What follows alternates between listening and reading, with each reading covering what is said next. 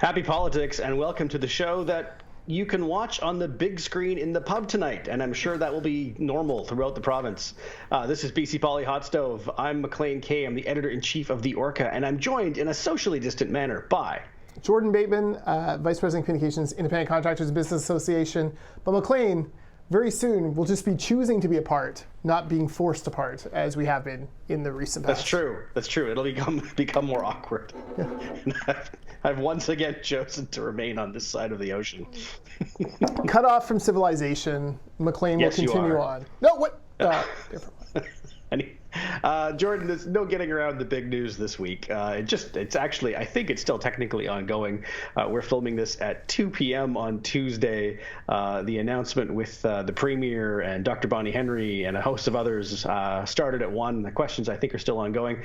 BC's restart plan was launched, and technically it starts today.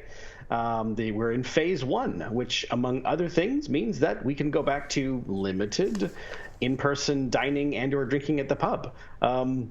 Jordan, you'll have a different take on this coming from an industry perspective. What are your first impressions? I realize you've only just seen it. Well, not since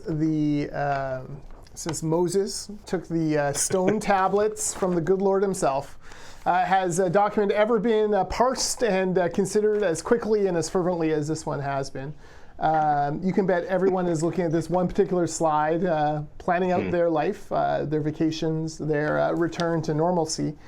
Overall, there's not a lot to complain about, which sounds surprising for someone like me who is often tagged as a perpetual complainer.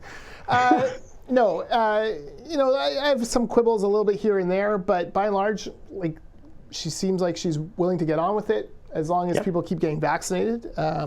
I'm interested. I know that you did a pre-brief. I'm interested if there was any talk of second dose vaccinations. Everything here is about dose 1, but dose 1 is only halfway there. And as I think Bob Maclean casually said, you don't run a marathon with one shoe, you run it with both. Yes. But all that said, seems like government is coming to terms with the fact that at some point we're going to have to return to normal. And it looks like even the Vancouver Canucks, I'm not sure there are 18,000 people who want to go into an arena to watch the Vancouver Canucks anymore, but it seems like they'll have that opportunity in September if they like. Yeah, I mean, to answer your first question, no, but it didn't get too, I was going to say into the weeds, but it's not a weeds question, too far down the path of second doses. This plan seems to be sort of indexed with the percentage of people that are receiving their first dose and the immunity you get from there about 3 weeks after. And the one place that they're going to have probably some confusion, through no one's fault, I don't see how this is a hurdle that you could cross, is they give earliest possible dates to move on to the next phase, but it'll always be subject to case counts, hospitalizations, all that kind of thing. And so, you hope that we move on to the next phase, and I believe the next date is June 15th. I don't have it right in front of me. Yeah. But I mean, if the numbers don't line up, we won't. That's the one thing. But again, how else could you possibly lay out this plan? I don't see a way around that. No, I agree. And, so to kind of give people some context, although I'm sure you're reading thousands of reports on this right now, all sorts of information being passed around. But essentially the big things are July 1st, masks move from being mandatory to being recommended. That will be a big change. I'm curious what the social pressures will be. It'll be an interesting experiment. But no, you can move on. I thought the funniest thing was, by June 15th, play dates in your home. By July 1st, sleepovers in your home. Wow, exciting, Maclean. There you go. Yes. Not sure which one I'm more excited for. No, exactly. You have, right now, you can have outdoor seated organized gatherings of up to 50 people. By June 15th, that can happen indoors. So for people of faith, this is a signal that churches, at least going back to what they had last summer, and then July 1st, fairs and festivals with safety plans. So I wonder what that means for the P&E and for all the other great fairs and festivals who are already reeling from a year without revenue, what that means for them. No hint here as to when return to outside Canada could take place. That's fine. But they are progressing. I will say this. I do find it interesting that step 1 to 3 come pretty quick. May 25th, step 2 on June 15th, step 3 on July 1st. And then we have more than a 2-month gap until after Labor Day for step 4. But, I guess that is, going back to almost completely normal, step 4. So, maybe they want to be hesitant. Yeah, and I think there's probably, this did not come up, this is pure conjecture on my part, I will preface that. There's probably some hesitancy to go back to stage 4, which, as you say, is basically normal, because once that's done, it's going to be real hard to dial it back, because the people will just be like, okay, it's over. COVID's in the rearview mirror. And I mean, and as Dr. Henry said a few times today, even when we get to that point, COVID is not over. It's still out there, and there will still be some cases of it, unfortunately and sadly. And so we're always going to need to have some awareness. But at the same time, for all intents and purposes, life will mostly go back to normal. You mentioned the mask mandate. That will become a very interesting thing. There will likely be some tensions there. There's already a fair amount of chatter of this online, most of it very good-natured, between people, two, and I'm going to paint with a very broad brush here, two broad camps of people like myself. I hate wearing the damn things. I have been wearing it and will continue to do so until told I can't. But I mean, the first day I don't have to is the first day I'm not going to. And there are others who will not be comfortable with that. And what I'm saying is that I'm hoping that both camps can be cool with each other. I'm not going to give the side eye to anyone who's still wearing a mask in, the grocery store in August, because it doesn't affect me at all. But I'm also hoping that there's not going to be any of that, if you see someone not wearing a mask in the grocery store today, you might give them the stink eye. I'm hoping that stink eye is not still there in August. Yeah. I've talked to our president, Chris Gardner, who spent a lot of time in South Korea as a young lawyer working for Samsung. And he says that, there, for a lot of people, it was just part of they went out, they wore a mask. And, thinking, I work in Metrotown, which is a very strong Chinese-Canadian community here in Metrotown. And even before COVID, long before COVID, we would see people from time to time wearing masks in malls for, the personal choice. And I didn't really think anything of it. So I'm like you, I'm hopeful that is okay. One thing that I want to highlight is casinos. Limited capacity opening July 1st. That is, it means 9 months of revenue for a BC government, which is probably starved for casino revenue. That's an interesting side. Limited capacity. It'll be interesting to see how they define that.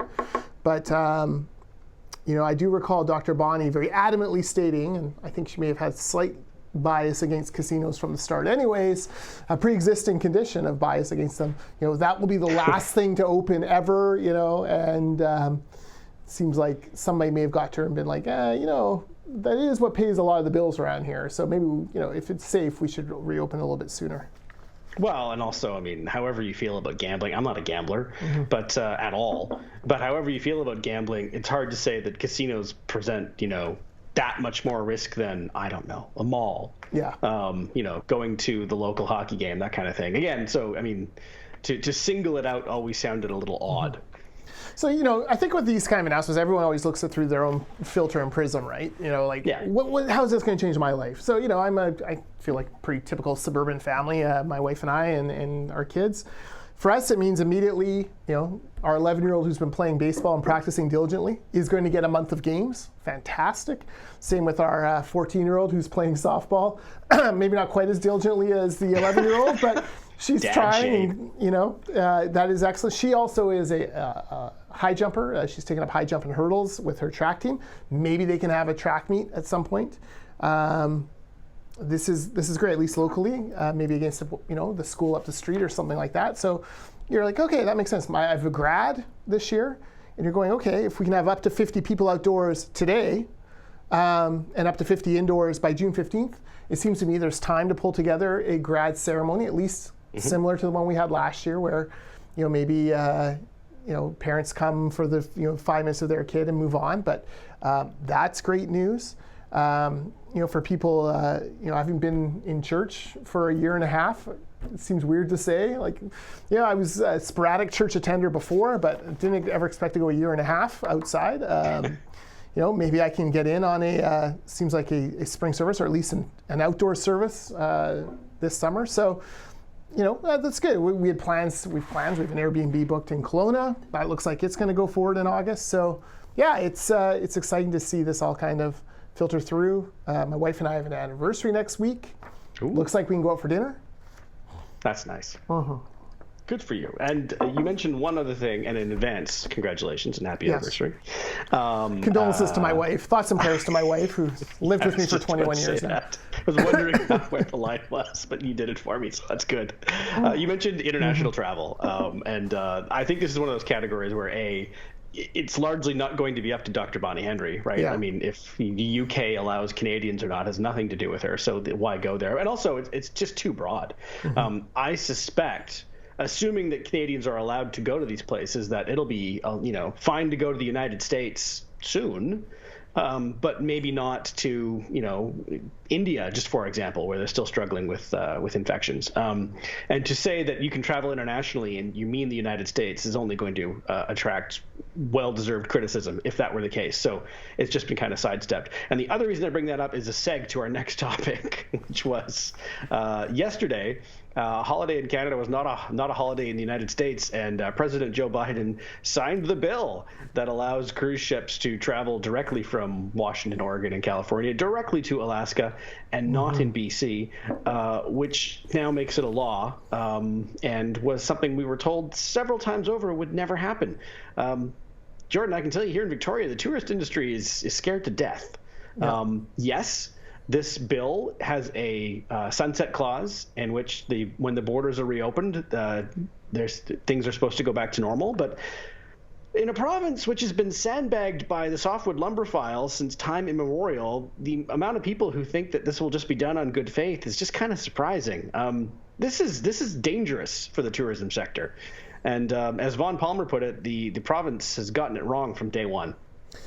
Yeah, I thought Rob Shaw had a great piece in the York outlining this. I mean, just bungle after bungle and misread after misread.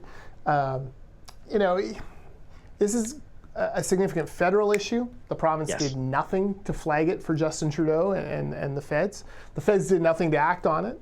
The Alaska delegation requested a meeting with John Horgan. He ignored them for weeks, months. They had suggested, why, forget... let's not skip. I think they probably thought the easier path would be, a technical stop for 2 hours and, do something in Vancouver and then head on out. And it's not perfect because you'd like to let the people off to explore the town, but you can't do it in the meantime during COVID. Didn't get back to them, ignored them. As you said, Mike DeYoung, I think in question period, announced that it had passed unanimously the House of Representatives after it passed the Senate. And the blip, as John Horgan claimed it. What was Melanie Marks? She was arrogantly confident, or arrogant in her confidence. Arrogant in her confidence that yes, the cruise ships will be back here. That cruise ships will be back. That has all fallen apart. And now, starting in July, cruise ships will leave Seattle or San Francisco or LA, going to Alaska and completely bypass Vancouver, Victoria, Nanaimo. Prince Rupert. Campbell River has a cruise ship port. They will skip all of those. Yeah. Terrible news. Terrible news for an economy that's reeling. Terrible news for an economy that needs tourists. And like you said, the part of the thing Rob reported in New York that I hadn't seen anywhere else yet was Mike Lee from Utah's comments. And Mike Lee basically said, this is a stupid law. Why we even have this law? This is from the 1860s. The world's changed. Let's scrap it all together. And that is what's sending the chill down, the Victoria tourist industry spine. And exactly the thing that John Horgan desperately needed to avoid. And it looks like we've stumbled right into. Why would you give away one of your great advantages as far as tourism goes? Yeah, I mean, the problem is that Mike Lee, the Utah senator, has a point. Mm-hmm. It is an obscure law. It was not the amount of misinformation and misunderstanding of what the situation actually is. I saw a lot of chatter on Twitter saying, people are demanding that tourists flood Victoria and Vancouver right now. That was never what was asked for. No.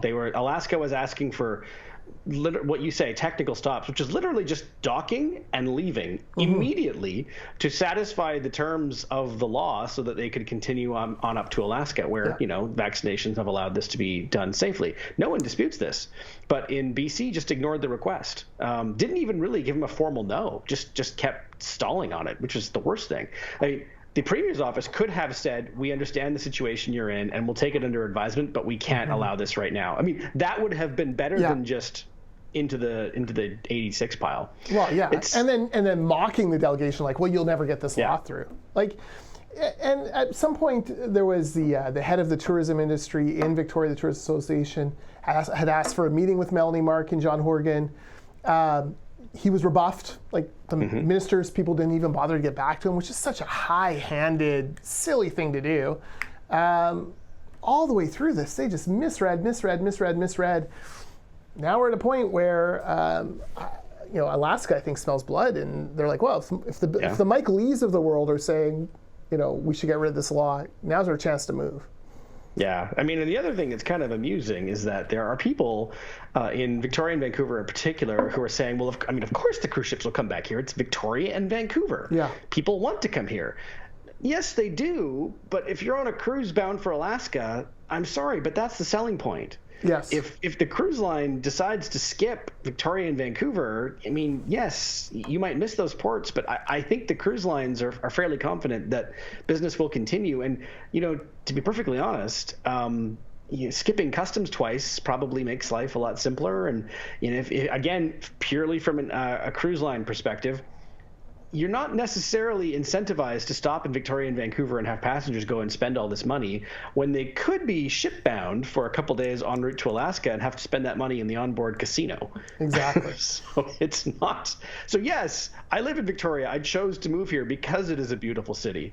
And I do understand the appeal because I felt it myself. That's why I'm here. But it is not a given that tourists will always come here from a cruise ship. No, and look, there's more to it than that. Like, Vancouver and Victoria right now are in a bit of a shambles. There's a lot of things going on in those communities. Like, I always think of people like, hey, you get off the cruise ship at Canada Place. And if you go right, you go into beautiful Coal Harbor, the city of glass, you walk around to Stanley Park, gorgeous. You go left, you go into the downtown east side. like that is a pretty stark contrast. Like, I'm not sure that is a huge promotional thing. Victoria, I think they dock on McLaughlin Point, don't they? Around the back. Ogden Point, yeah. Ogden Point. So they got to get somehow from there to the downtown. Yeah. And I mean, I was in downtown Victoria last year. Sometime during COVID, I snuck across briefly, and I was shocked at the state of the streets, the storefronts, what was happening at the time. I believe Centennial Square was still being occupied. There was a lot happening. This is not great for tourists, and it's we like to pat ourselves. Oh, most beautiful city in the world. You know what? Seattle's pretty beautiful too. Yeah. I hear Juneau's lovely. That is the draw there for sure. So. I don't know, don't give people reasons not to come here. And there's also this kind of little bit of an undercurrent of like, well, cruise ships are bad for the environment and cruise ships are bad for, who would go on a cruise? That's where, it's like a floating petri dish. You hear that a lot, right? It's like when density comes to a neighborhood and, they cut down all the trees and now it's like a ghetto there. And you're like, guys, you do not understand what those words mean. Like, come on. Hundreds, thousands of millions of cruise passengers before COVID were traveling just fine without any serious illnesses. Been on a cruise myself. It's a lovely experience. They will be attractive. They are attractive to a clientele. And now you're saying to Americans, hey, come on this cruise. You don't even need a passport. And you're opening it up to a whole different group of Americans who maybe would have ruled that out because they didn't want to travel internationally. That, again, bad sign. Like, let's make it as easy as possible to get American dollars into our cities, rather than making it as difficult as possible, which is apparently the path John Horgan went. Yeah, and thumbing his nose at the Americans as he did it, which was, I think, as you say, the biggest possible misstep. It's unfortunate. Mm-hmm. one of the people who has pounced on this, because indeed he got a lot of attention last week, deservedly so, was Kevin Falcon, the latest official entrant, I should say, into the BC Liberal leadership race. We talked about him last week because he launched the day before we taped, if I remember right. But I mean, he had a solid week of being in the media, including an interview with Rob Shaw for the Orca. But I mean, Rob was far from alone. Kevin was a popular man last week. What did you make of the first week of the Kevin Falcon media blitz? I thought for first week it was about as good as you could get in the current circumstances. And now you look at this, the calendar, and you go, okay, you can start to see the openings for public gatherings, barbecues. That's going to change the leadership race, and we should come back to that at the end.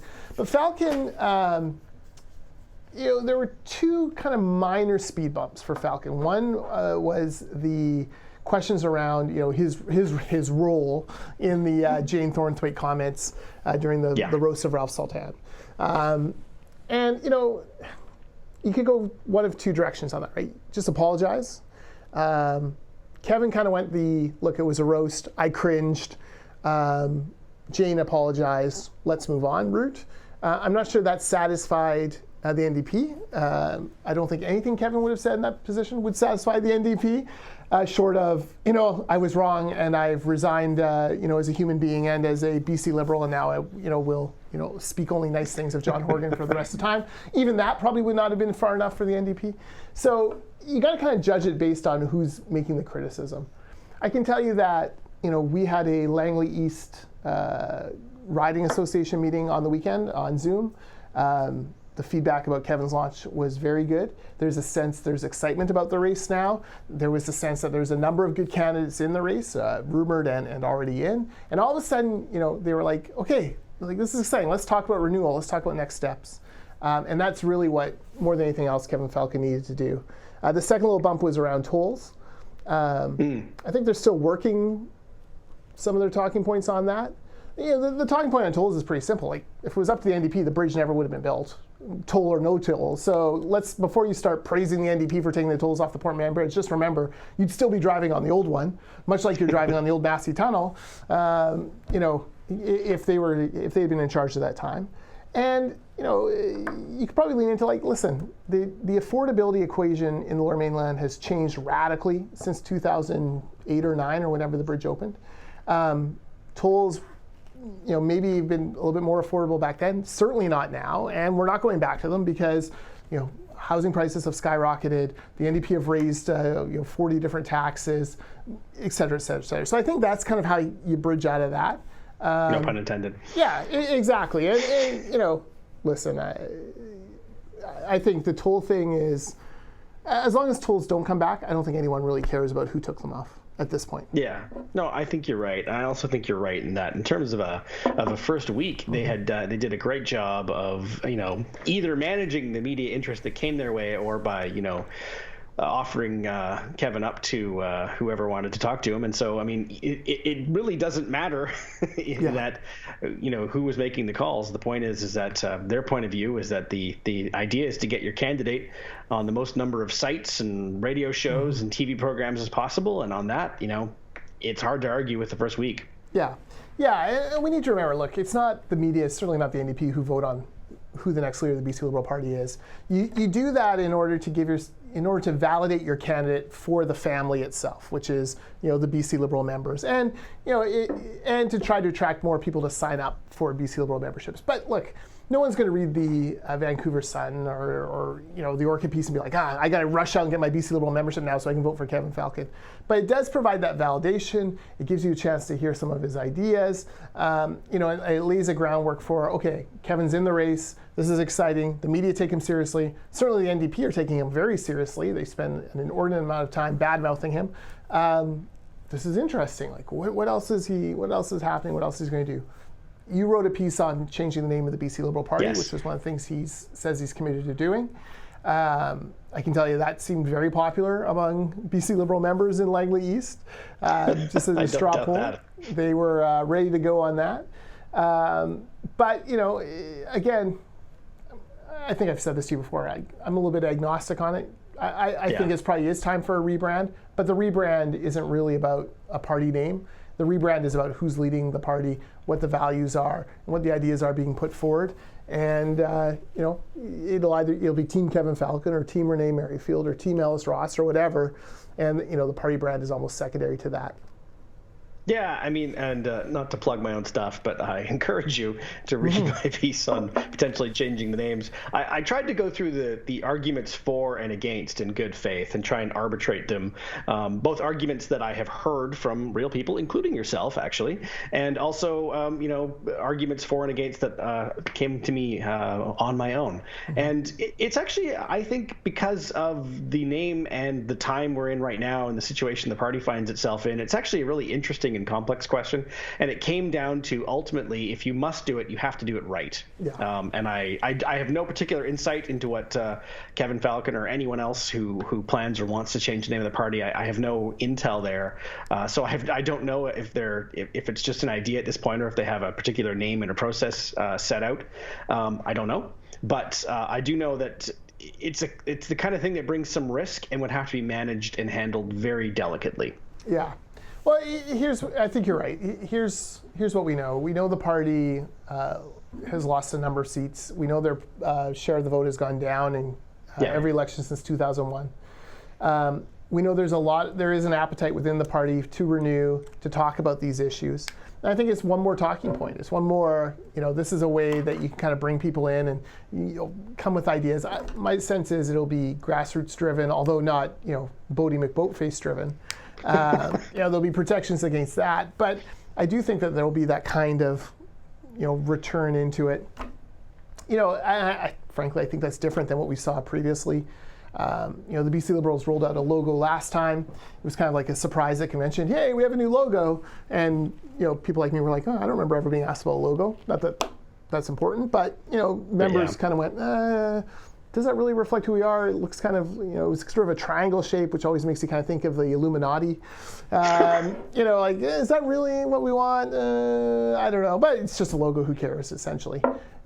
People do care. People want to talk about the name. Whoever the next leader is has to find ways to continue to, build. I just think we need to move past, there's Liberals and Conservatives in the coalition and just talk about the coalition in general. And maybe escaping from those two brands, maybe that's a way of doing that. You mentioned the triangle logo and the Illuminati. I had quite forgotten stumbling across a real thread of somebody who had made the case Nicolas Cage style that this is proof positive that the BC Liberals are in fact the Illuminati, and now they're just rubbing it in our noses. And they had like a 32-part, I'm not making this up, tweet stream where they compiled their evidence, and seldom will you find more entertaining reading. I hope it's still up on Twitter. I'm gonna have to go look for it now. Yeah, please go look for it. I need to know all of Gordon Campbell's connections to the Freemasons. And I need to know if the Knights Templar are involved. Well, I mean, obviously, that's just common sense, right? Yeah. I mean, obviously, yes. Anyways, so yeah, it was a good week for the race. It sounds like Michael Lee will get in either this week or next. That will also be the other Mike Lee, not Utah's Mike Lee. Yes. BC's Michael Lee. He's already made his contribution to BC politics. Exactly. He'll get in the race here shortly. That's good news. My suspicion now, judging by this calendar, is that you'll see people like Renee Merrifield, they'll want to pull the trigger in June so that they're ready to go July 1st with, small group gatherings. Could be a good barbecue season for a lot of these folks. It'll be interesting to see. So June, I think, will be a busy month for some of these announcements. Val Litwin as well. They'll want to get out in front. Yeah, I mean, you mentioned Michael Lee. He's got his foot in the water, sort of, so to speak, in that, he's tipped his hand that he's running, no pun intended, but hasn't had a formal announcement or website or anything like that yet. But I mean, Michael was one of those people we knew from day one was almost certainly going to run. So that's, we haven't talked about it much because it's just confirmation of what everyone has widely supposed and in fact known. Yeah. Now, it'll be interesting, the dynamics of this race, because, if you go into the summer and you can start having gatherings of 50 or 100 people outside, people are going to be rusty when it comes to public speaking. People are going to be rusty when it comes to listening to public speakers. I think there'll be a fidgetiness of folks. You can't turn off your camera and then lean over and pick your nose. Exactly. At the same time, I think there'll be kind of two camps of people. One who are sort of reluctant to or nervous about going back into public, and that'll take some time to kind of draw them out. They'll tire easily and go home, and after an hour or two. I was at, my wife and I were at Sunset Beach on the weekend, naturally at sunset on Saturday night. And we were stunned how many people there were. Now, most of them were, in small groups and, everyone was sort of clustered apart from each other. But it was kind of overwhelming. Like, we couldn't remember the last time we'd seen that many people in one place. Like, not even Costco on the weekend. Like, it's like a lot of people there. So there'll be that sort of thing. But then there'll also be the people who will be going and going and going, and they will be all over these social gatherings, and they will want to stay out. The extroverts, they will be powering through and probably super excited. So that will be the flip side, is you'll have folks who can't get enough of these events, and it'll be fun to see them and how they interact with these politicians and us normal humans. And I apologize if my phone was chirping as you spoke there. There's no surer way to have your phone to receive 10 texts in the space of half an hour than to tell your mother that you have to go now because you're taping your show. And Mom, I love you, and I will get back to you soon. Yes. And probably visit her at some point here, judging by the restrictions. Yes, indeed. And before we sign off, there's one other topic of very close and personal importance to me that I want to talk about. And before I say that, I say, Jillian Stead, at this point, you're free to log off. Nothing from here on will interest you in the slightest. Now you want to know. Now I know what it is. As some of you may know, I was born and raised in Calgary, and that comes with a number of things, including a all-consuming hatred of the Edmonton Oilers, whom, I don't know if you know this, Jordan, but they were swept in their first-round series by the Winnipeg Jets, who are now my favorite team in the universe until next season starts. And all I can say is there are few more pure, unrefined joys than watching a favorite Edmonton sports team stumble and fall on their faces. And all I can say is you deserve it, and I enjoyed every second of it. You are so right. Mayor of Wrightville, right? Let me tell you, as a Canuck fan, I also hate the Oilers. And it stems from being a young lad, listening to my play-by-play of the Canucks game in my bed, hiding from my parents when I was supposed to be asleep, and having to endure the Gretzky-Messier area's regular 7-0 beatings of the poor, lowly Vancouver Canucks. I hate them. I hate that they were gifted all of these star players because of their ineptitude and draft lottery luck. I'm not a big McDavid guy. I get he's fast. I get it. He's no Draisaitl. That's the guy on that team that I most fear. But all that to say, I stayed up last night to watch triple overtime. I think the Jets, because they lost their franchise for 20 years, I think they're every Canadian fan's second favorite team. I agree completely. Yeah, because you're like, it's Winnipeg. That's all they have. That's kind of what you think. It's nice to have them back. Exactly. Hellebuck is a fantasy hockey star for us, for my little team. So, I like these guys. And watching them, just watching the way the Oilers lost, choking up lead after lead. I mean, losing in overtime, like just so beautiful. Chef's kiss to the Winnipeg Jets for authoring this. We all owe you one. It could only be equaled if the Montreal Canadiens take out these Toronto Maple Leafs, and the center of the universe has to grieve through that. But yeah, I was thrilled as well, and it could not happen to a nicer franchise or a nicer fan base than the Edmonton Oilers. If you had told me at the beginning of the season that my team would have a very disappointing year and miss the playoffs, but the Oilers would be swept in the first round of the playoffs, I'd be like, done. Yeah. No question. No, just take my money. We're done. We're stop talking. Yeah. Yes. Look, I'm a Packers fan. We take great pride in seeing the Vikings and the Bears, more so the Bears, cave every year and fall apart every year. It's the greatest feeling in sports to watch your rival go down in a blaze of ignominy, not even glory. But yeah, so congratulations to the Jets. Go Jets, go. You're our team now going forward as well. Yes, and Oilers, you're not in the draft lottery, so you can't even somehow fake a win here to get that, somehow get a first-round pick gifted to you again. And to loop back to the first topic we talked about today, you can watch the Jets' second-round games in the pub, indoors. Yes. With a group of your household. And it was up to 5 or 6, I can't even remember. But the point is you can go. On that hockey thing, like watching those U.S. cities with the big crowds, man, it is electric. You're like, oh yeah, that's right. That's what sports is right there. I can't wait. I cannot It'll wait. Be so good. I was sort of mentally mad when I was listening to the technical briefing today and looking at the dates. I will admit, and if you know me, this will not surprise you, I was kind of like, okay, so that means the first football game I can go to is in September. Yeah. Yeah. For us, it was at ICBA, we were like, okay, so we can have our AGM gala for sure in the spring. Like, we're not even going to worry about it now. We'll do it next year. And our first pick for a quarterback, I don't want to spoil it, but he may or may not play just down the I-5 from us. Oh. That's who we would very much like to get. So hopefully he is willing to come. Man, I might have to leave civilization to see it. I have a Wisconsin Badgers helmet ready for him to sign. So there we go. Nice.